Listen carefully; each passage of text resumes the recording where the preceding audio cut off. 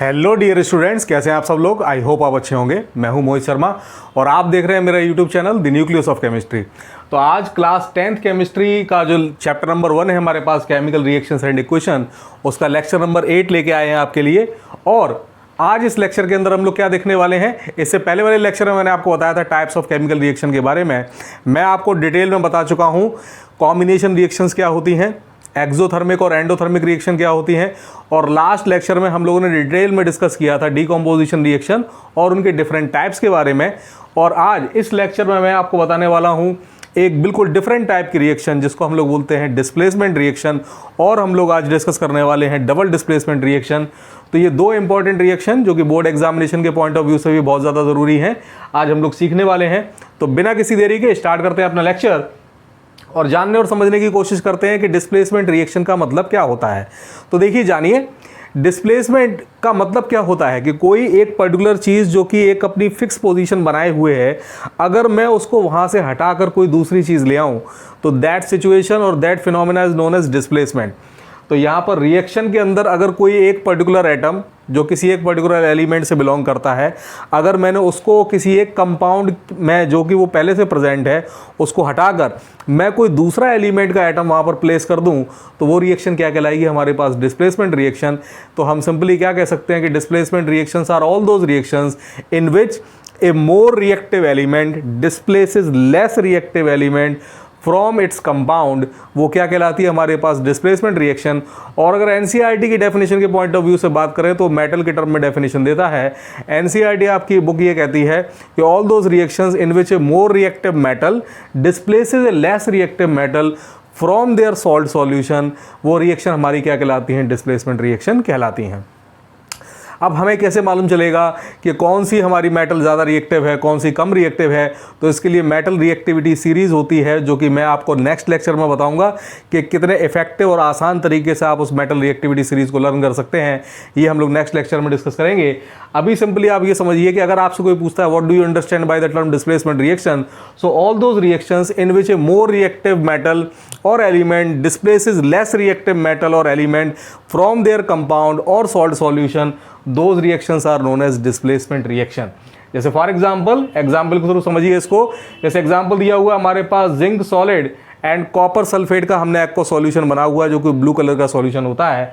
तो copper sulphate के aqua solution के अंदर अगर हमने जिंक मेटल को प्लेस किया तो हम ये देखते हैं कि जिंक की रिएक्टिविटी जो है, क्योंकि कॉपर से ज़्यादा होती है, तो ये क्या काम करता है, जो कॉपर सल्फेट का ब्लू कलर्ड सॉल्यूशन होता है उससे कॉपर को डिस्प्लेस कर देता है, और ये जिंक जो है वो अपना खुद सल्फेट आयन के साथ में कंपाउंड बना देता है, यानी Zn सल्फेट आपको यहाँ पर क्रिएट किया हुआ मिलता है।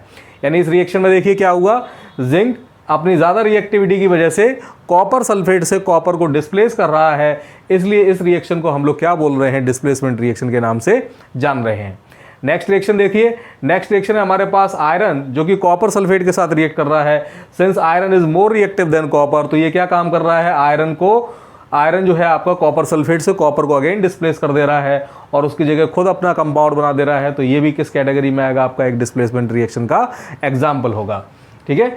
सिमिलरली नेक्स्ट देखिए, नेक्स्ट हम लोग बात करते हैं, अब हमने क्या काम किया है कि कॉपर को हमने प्लेस किया हुआ सिल्वर नाइट्रेट सॉल्यूशन के अंदर। अब कॉपर की रिएक्टिविटी अगेन सिल्वर से ज़्यादा है, तो ये कॉपर क्या काम करेगा, नाइट्रेट आयन के साथ खुद कंबाइंड हो जाएगा और कंपाउंड बना देगा कॉपर नाइट्रेट, जबकि सिल्वर लेस रिएक्टिव होने की वजह से डिस्प्लेस हो जाएगा। और अगेन ये किस रिएक्शन का एग्जाम्पल हो जाएगा, हमारा डिस्प्लेसमेंट रिएक्शन का एक शानदार एग्जाम्पल हो जाएगा। नेक्स्ट देखिए, हमारे पास में अगला रिएक्शन है डिस्प्लेसमेंट का, मैग्नीशियम सॉलिड। अगेन इसको हमने कॉपर सल्फेट के एक्वा सॉल्यूशन के अंदर प्लेस किया। Since magnesium is more reactive than copper, तो मैग्नीशियम सल्फेट आयन के साथ अपना कंपाउंड बनाएगा। कंपाउंड कहलाएगा आपके पास MgSO4, जिसको हम लोग मैग्नीशियम सल्फेट के नाम से जानते हैं। और जो कॉपर है आपका, वो कॉपर सल्फेट से डिस्प्लेस हो जाएगा, कॉपर सॉलिड के रूप में अपने को मिल जाएगा। तो देखा, इन सारी रिएक्शन में आपको क्या चीज़ कॉमन नजर आ रही है, इसमें आपको एक चीज़ कॉमन नजर आ रही है कि जो ज्यादा रिएक्टिव मेटल है वो कम रिएक्टिव मेटल को उसके सॉल्ट सॉल्यूशन से बाहर कर दे रही है और उसकी जगह खुद अपना कंपाउंड बना दे रही है। That's why all these reactions are known as displacement reaction, या इनको कभी कभार हम लोग सिंगल डिस्प्लेसमेंट रिएक्शन भी बोला करते हैं। चलिए अगले का एग्जांपल आता है हमारे पास, डबल डिस्प्लेसमेंट रिएक्शन। यानी इसका मतलब अब हमारे पास में कुछ ऐसा हो रहा होगा कि एक जो एलिमेंट किसी पर्टिकुलर कंपाउंड से हट रहा है उसकी जगह कोई दूसरा आ रहा होगा, और वो जिस जगह से हटा है वहाँ पर कोई और दूसरी चीज़ आ रही होगी। यहाँ पर इस तरीके की जो रिएक्शन है जहाँ पर डिस्प्लेसमेंट दोनों तरफ से हो रहा है वो रिएक्शन कहलाती है हमारी डबल डिस्प्लेसमेंट रिएक्शन। तो what do we understand by the term double displacement reaction? Double displacement reactions are those reactions in which exchange of ion takes place. यानी यहाँ पर क्या होना है, एक्सचेंज होना है। किसी एक कंपाउंड से एक आयन हटके पहले वाले कंपाउंड की तरफ आएगा तो पहले वाले कंपाउंड का भी एक आयन डिस्प्लेस होकर दूसरे वाले की तरफ चला जाएगा। तो ऐसी रिएक्शन जिनमें एक्सचेंज ऑफ आयंस का फिनोमेना हमको देखने को मिलता है, all those reactions are known as double displacement reaction. किसके नाम से जानते हैं?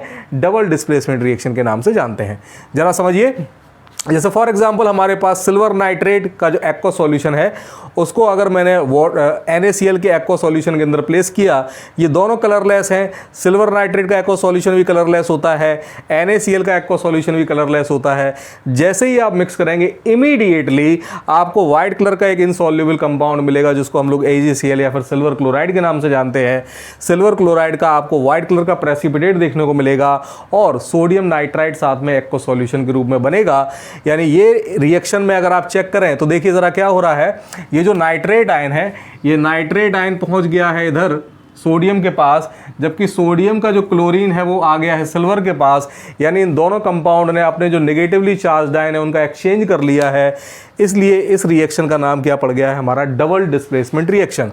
पहले वाले का नाइट्रेट आयन Na के पास गया, Na के पास जो Cl था वो Ag के पास आ गया, exchange of ions takes place, और इसीलिए इस रिएक्शन का नाम क्या पड़ गया है? Double displacement reaction. अगला देखिए, अगला कंपाउंड है हमारे पास बैरियम क्लोराइड एक्वा सॉल्यूशन ले रहे हैं। किसके साथ कंपाउंड कर रहे हैं इसको? Na2SO4 जिसको सोडियम सल्फेट के नाम से जानते हैं। दोनों का एक्वा सॉल्यूशन लिया है। अगेन जैसे ही आप इनके एक्वा सॉल्यूशन को मिक्स करेंगे इमीडिएट वाइट कलर की आपको जो है इनसॉल्युबल सब्सटेंस वाइट कलर का प्रेसिपिटेट देखने को मिलेगा। किसका? बैरियम सल्फेट का। और जो सोडियम क्लोराइड है वो अगेन एक्वा सॉल्यूशन के रूप में यहाँ पर सेपरेट आउट होगा। तो अगेन यहाँ पर देखिए क्या काम हुआ है, जो BaCl2 में जो Cl आयंस हैं वो चले गए हैं Na के पास, और Na का जो सल्फेट आयन है वो आ गया है Ba के पास। तो इस रिएक्शन के अंदर भी आप देख रहे हैं कि जो नेगेटिवली चार्ज आयंस हैं वो एक्सचेंज हो गए हैं। सोडियम के पास जो सल्फेट था वो आ गया है बैरियम के पास, जबकि बैरियम के पास जो क्लोराइड आयंस थे वो पहुंच गए हैं सोडियम के पास। तो क्योंकि इस रिएक्शन के अंदर एक्सचेंज ऑफ आयंस का फिनोमेना हमको देखने को मिल रहा है, दोनों तरफ से एक्सचेंज हो रहा है, that's why these reactions are known as double displacement reaction.